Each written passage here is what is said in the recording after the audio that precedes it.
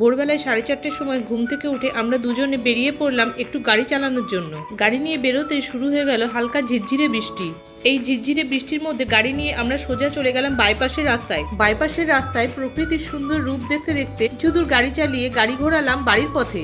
বাড়ি ফেরার পথে বাইপাসের রাস্তায় দেখতে পেলাম খড় নিয়ে যাওয়া একটা গাড়ি উল্টে পড়ে আছে। কিছু দূর যেতে গঙ্গার ব্রিজের উপরে উঠতেই প্রকৃতির সুন্দর শোভা দেখে ও গাড়ি দাঁড় করিয়ে দিল।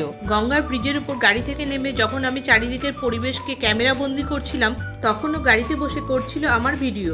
এরপর আমরা চলে আসলাম বাড়ি ফিরে ও পৌরসভার কল থেকে জল নিয়ে বাড়ির সামনে জল ঢেলে দিল। আর এই ফাঁকে আমি করে দিলাম পোগোকে আদর। এরপর ব্রেকফাস্ট কমপ্লিট করে ও বেরিয়ে গেল গোড়াবাজার সেন্টারে। গোড়াবাজার সেন্টারে যাওয়ার কিছুক্ষণ পর চলে আসলো পোস্ট অফিস থেকে পার্সেল অর্ডার। বাবান আর বাবানের বাবার জন্য কেরল থেকে দিদি পাঠিয়েছে রাখির গিফট। রাখি উপলক্ষে দিদি আর মাসির কাছ থেকে গিফট পেয়ে বাবান খুব খুশি। এভাবেই কেটে গেল আমাদের রবিবারের সকালবেলা। আজকের ভিডিও এখানেই শেষ করলাম।